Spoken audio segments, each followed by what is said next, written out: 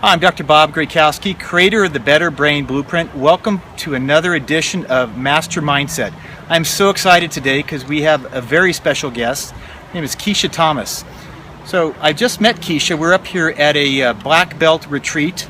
She's our keynote speaker for the weekend, and she's not even from Northern California where we're filming this. She flew out here and she came off of a very big excursion. So I'm sure that she'll tell you more about this as we go through the interview.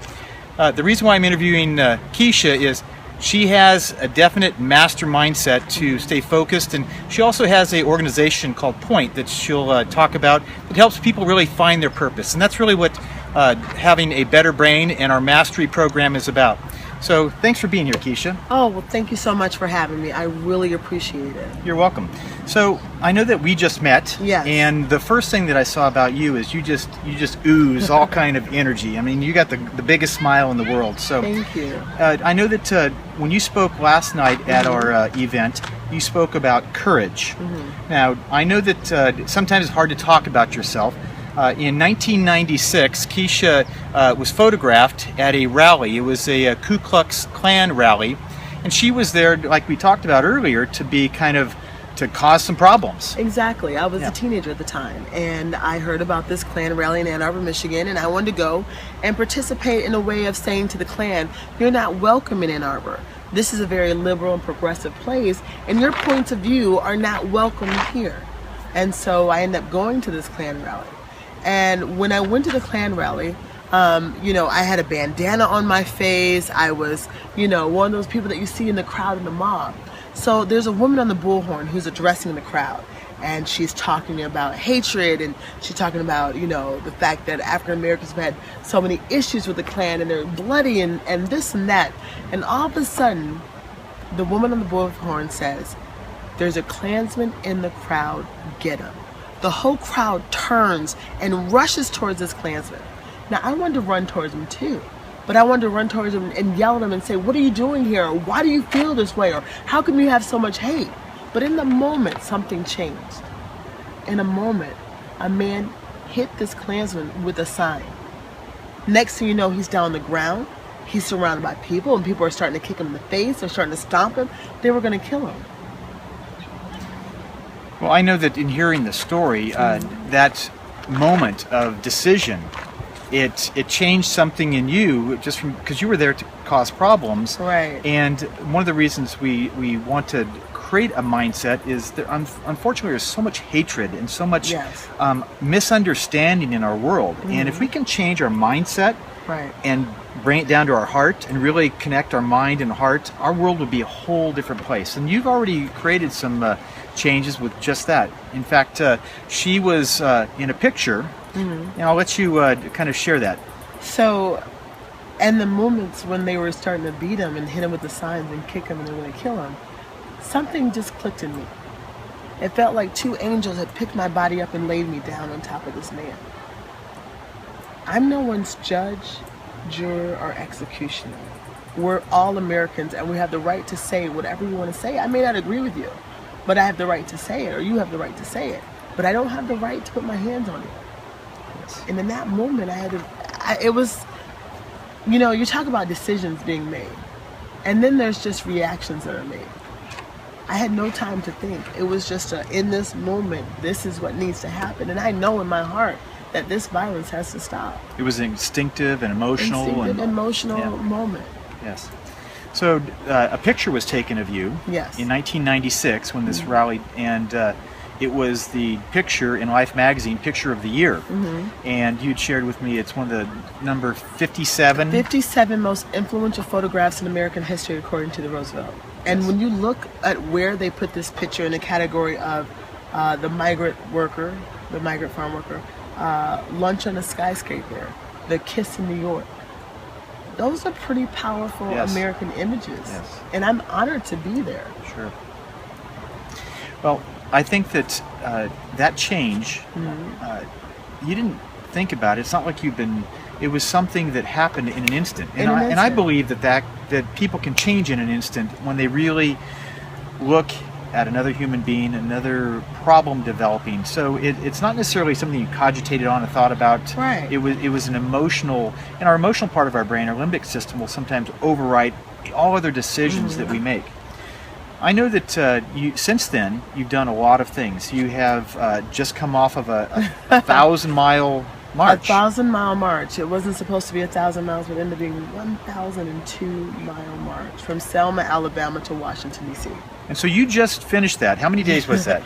46. So 46 days. 46 days. And from what we talked about, you did this 46-day march, Yes. walked the whole thing. Yes. How many people were involved with that? There were, all in all, it had to be thousands. So what would happen was people would come, march for a day. We had the whole Reform, well, not the whole, but we had a huge representation from the Jewish Reform Network, or the Jewish Reform rabbis, and it was amazing. They would come in, fly in, and they'd carry the Torah. We would carry the Torah the whole way from the beginning to the end, but it was just amazing to see all the different groups of people that came and touched and marked. We had Muslim people that came and touched, Jewish people that came and walked, Christians that came and walked, all in the name of justice. Sure. And we called it America's Journey for Justice. It was America's Journey for Justice with the NAACP. And one of the hashtags was Zedek, which means justice in Hebrew. Okay. So I know that one of the things that you literally just finished this march, from what I heard, and Yes. finished it, got on a plane, and came out here for this Yes. Black Belt Yes. week retreat we have going on. Yes. I appreciate you taking the time to do that, and you've been greatly appreciated with the group, and everybody loves your energy. I know that you mentioned last night a thing called Point. Yes. So tell us a little bit more about Point. Well, Point's a nonprofit that I'm going to be starting, and Point stands for Purpose, Opportunity, Independence, and New Thinking, right? Right. So everybody has a purpose in life. With the right opportunity, you can become independent and have a new way of thinking. So people said, okay, Keshia, you have the platform to start whatever nonprofit you want. Why not start a soup kitchen? I said, no. Not that there's not a place for soup kitchens. But if I feed you soup, then I have to feed your kids soup. But if I help you find your purpose and your passion in life, you inspire your family, you inspire your community, and you make changes. And that's what I want. I want to be able to inspire or to help someone get on their own 2 feet.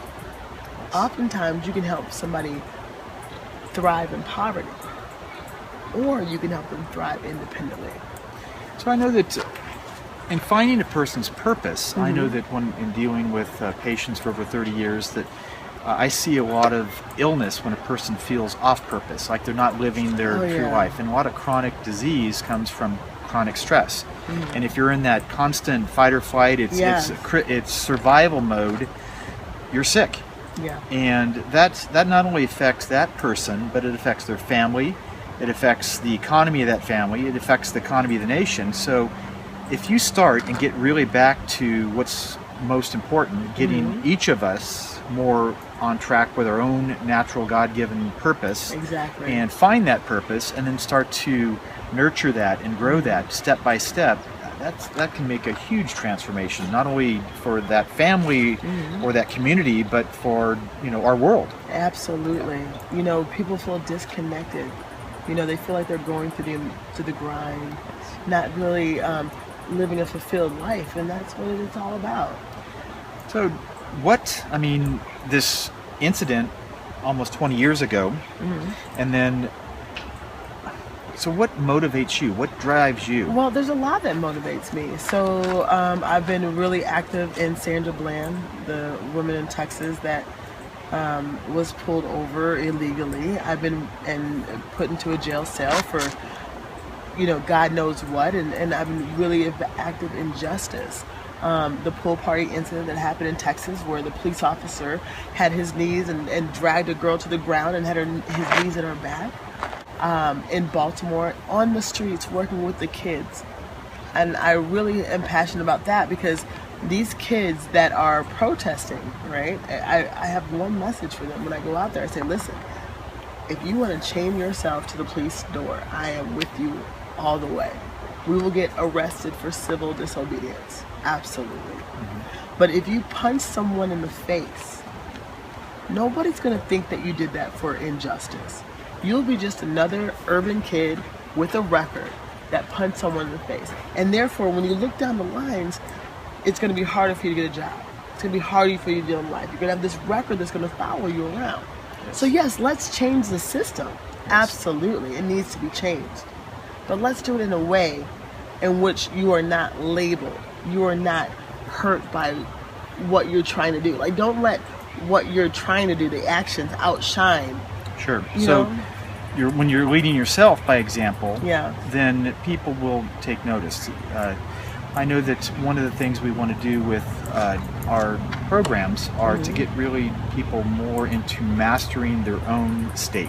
Yes. And when you're not mastering your own state, that's where violence and all these things erupt. Absolutely. When I was on this march, this is a good example of a trick that I used to master my own state, if you will. We're on this march and we have some different people that are flying in from the country. And, you know, we've got people that are going by, you know, with Confederate flags, giving us a finger, this and that. And so this one woman comes up to me and says, Keshia, how do you do this day in and day out? And I said, well, what are you focusing on? There might have been 2 incidents that happened. But did you see all those other people that waved at us? Did you see the little kids that came out that waved at us? Do you see the people that come out and bring us water as we walk down the street? Did you see the people that were honking the horns? Do you see what I'm saying? Like, what you focus on. I focus on the 98% of positive energy. Yes. And not the 2% that took us down. The 98 is a powerful number. I know that the chants that you were doing, Yes. you know, when you're chanting, a lot of times there can be chanting that's negative or violent or and that creates more opposition. That creates more opposition. You're absolutely right. So I was careful when we were at intersections. Now there's a chant from North Carolina. There's a man by the name of Reverend Barber that does more on Mondays that I met. Absolutely fabulous.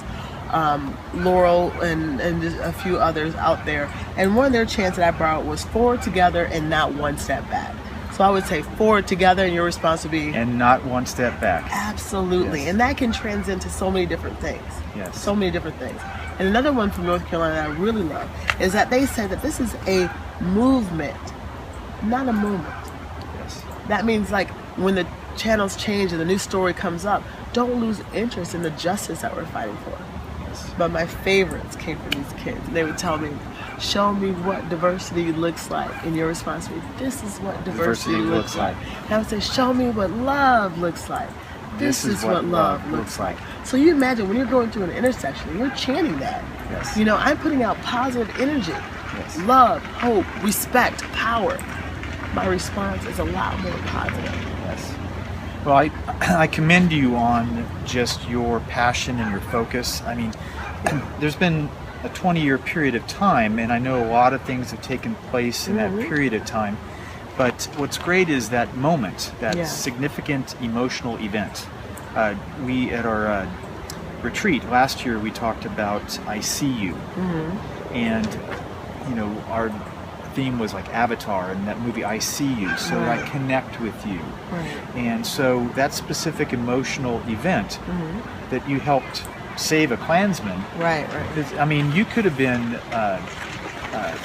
just ridiculed at the deepest level by people that were there, your family. But yet I think that significant event for you, but also 20 years later, it's touching our group. Right. It's touching people. In our society right now, we need more of that. We need less opposition and more just moving toward love, toward diversity and acceptance. And you know, I tell a lot of young people this, that I didn't always get, and I still don't always get a lot of positive feedback for what I did. Sure. But when you stand up and you make a decision, whatever that decision may be, you have to live with the consequence of it. Now, do I ever regret what I did? Absolutely not. Absolutely not. And when you're a person of courage, you take the good and the bad. But you know, at the end of the day, I tell a lot of people, there was a Klansman that was there, right? I saved his life. But the people around him that would have killed him would have been murderers too. Yes. So now their life and their course of life would have been different. And then the man, his son, who came up to me and thanked me. Now, if we would have killed him, the mob would have killed him, do you think that would have broke the chain of racism in his family? No. It So probably would have just escalated the whole process. Absolutely.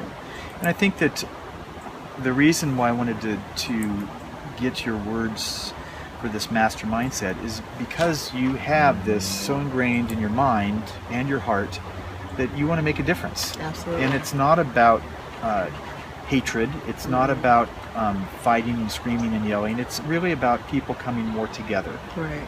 And I think that if people could have that mindset, do you do something as a daily ritual, or that just keeps, or you just genetically positive? I think I'm just genetically this happy person all the time. But you know what? I will tell you this: you have to get toxic people out of your life. Absolutely. I know a difference. If you're in a bad relationship, if you're, at a job that you hate, I am not the same person. Yes. It's the toxic people, and I will cleanse that. So I would rather sometimes be by myself than be by people that are negative, because that energy just drags on you. Yes. It emotionally drags, and especially, you have to be willing to walk away from people that are not. You can love them from afar.